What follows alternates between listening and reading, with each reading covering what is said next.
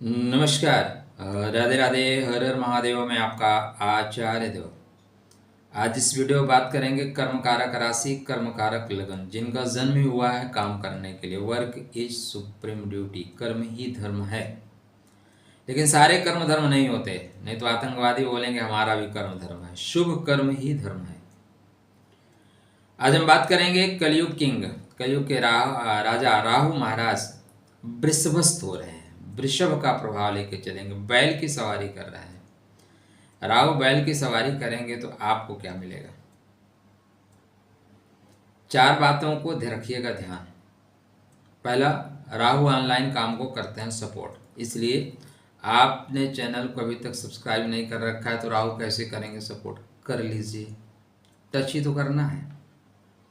और इतना भी नहीं करोगे तो राहु कहाँ से काम करेंगे भाई? इस जीवन में पहले भला करिए, फिर लाभ होगा। जो देंगे वो मिलेगा। तो आशा नहीं, पूर्ण विश्वास है कि आप सब्सक्राइब करते हुए आगे बढ़ेंगे। राहु महाराज 60 दिन, लगभग 2 माह आपको बेहतर और बेहतरीन प्रभाव देने वाले हैं। आप मकर लगन में हैं, मकर राशि में हैं, दोनों लोगों के लिए यह वीडियो आप देख सकते हैं। लगन के वनस्पत राशि पे गोचर का प्रभाव ज्यादा पड़ता है। 4 बातों का ध्यान रखिएगा: लगन, राशि, नक्षत्र और नवांशा। आप बोलेंगे कंफ्यूजन दे रहे हैं, क्रिएट कर रहे हैं। अभी तो हम राशि देखते थे, आपके कहने से लगन देख रहे हैं। नक्षत्र, नवांशिका। नक्षत्र बहुत जरूरी है। जिसका कभी क्षरण नहीं होता, जो कभी खत्म नहीं होता, उसको नक्षत्र बोलते हैं। नक्षत्र आपकी आत्मा के बल को बताता है। हम क्या है, जगत क्या है, क्यों आए हैं, क्या करना है, क्या वस्तु यहाँ पे जीना है, क्या वस्तु यहाँ पे मरना है। कहते हैं सच्चिदानंद जिसको उसमें मुझमें क्या अंतर है, इसका खोज करना सारे धर्मों से बढ़कर। और ये सारी चीजें आपकी नक्षत्र बताएंगे। तो आप उत्तराषाढ़ा के द्वितीय, तृतीय, चतुर्थ चरण में पैदा हुए हैं, श्रवण में पैदा हुए हैं, धनिष्ठा के 2 चरणों में पैदा हुए हैं, तो आप मकर राशि में। इसलिए पहले जाके नक्षत्रों को देखिए। उत्तराषाढ़ा में है तो क्या, क्यों पैदा हुए? श्रवण में आप पैदा हुए हैं तो क्यों पैदा हुए? आपके जीवन का लक्ष्य क्या है? और धनिष्ठा में पैदा हुए हैं तो कितना धन मिलेगा? ये सारी चीजें आपको नक्षत्र बताएंगे। तो कंफ्यूज मत होइए। राहु महाराज कुंभ राशि में ही चल रहे हैं, वो नवांशा चेंज कर रहे हैं। नवांशा आत्मा की बल, ग्रह के बल को बताता है। उसको बल कितना मिलेगा? आपने सरकार बना ली, आपको जनता कितना सपोर्ट कर रही है? भाई विपक्ष इस समय देखिए रोज कोई ना कोई ड्रामेबाजी कर रहा है, लेकिन जनता का सपोर्ट है ना। मोदी जी डंका बजा रहे हैं। जिस दिन जनता का सपोर्ट नहीं होगा, सीट खाली करनी पड़ेगी। तो आपका नवांशा कितना मजबूत है, उसी के आधार पर ये सारी चीजें चलेंगी। नवांशा मजबूत है तो राधे राधे कोई रोक नहीं सकता आपको। तो राहु महाराज आपके बर्थ चार्ट पे हैं क्या? राहु के पास है क्या? सबसे महत्वपूर्ण, हम आपसे मिलने आ रहे हैं, हमारे पॉकेट में है क्या? अगर हम मंदिर से आ रहे हैं तो प्रसाद लेके आएंगे, तो आपको प्रसाद खिलाएंगे। कोई और बड़ा व्यक्ति दुकान से आ रहा है, दुकान से सामान लेके आएगा, है ना। तो यहाँ पे राहु के पास संचित धन है। राहु के पास आपके ऋण रोग परेशानी का समाधान है। राहु के पास वर्क प्लेस पे बेहतर काम करना, और जो लोग अवरोध उत्पन्न कर रहे हैं उनको डिस्कनेक्ट करके आगे बढ़ जाने की योजना राहु के पास है। लेकिन ये सारी योजनाएं जो क्रिएट हो रही हैं वो हो रही हैं मस्तिष्क के बल से। बैल पे बैठोगे ऐसा थोड़ी ना, बैल उठा के पटक भी देगा। आपके पंचमेश का प्रभाव राहु लेके चल रहे हैं। और वर्तमान जगत में अगर आप राहु को डिस्कनेक्ट करके बढ़ना चाहते हो तो फिर आप पप्पू हो जाएंगे, पप्पू बन जाएंगे। आजकल वर्तमान में ऑनलाइन सब कुछ चल रहा है भैया। बैंक से पैसा, आप देखो सब्जी लेने जाओ, टक से दिखाओ, पैसा पेड करो। आजकल रुपया लोग लेके चलने भूल गए हैं। आवश्यकता ही नहीं है, फायदा है, बैंक जाने भूल गए हैं। ये राहु का काम है। जिस मोबाइल से आप हमें देख रहे हैं ये राहु है, मैं बना रहा हूँ वो भी राहु है। तो राहु से यत्र तत्र सर्वत्र आप घिरे हुए हैं। और 10 सुप्रीम लोगों को आप देख लो, चाहे राजनीति के जगत में,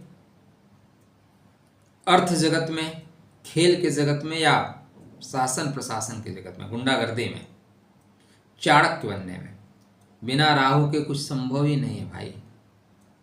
इसलिए राहु अच्छा देन खुश रहो बच्चा। राहु अगर अच्छा है तो रंक से राजा बना सकता है, राहु खराब हुआ तो आपको हीरो से जीरो बना देगा। इसलिए बेहतर करिए, शून्य से शिखर की ओर की यात्रा आप करिए। तो राहु बुद्धि का प्रभाव लेके चल रहे हैं और बुद्धि सदैव शक्ति को हराती है।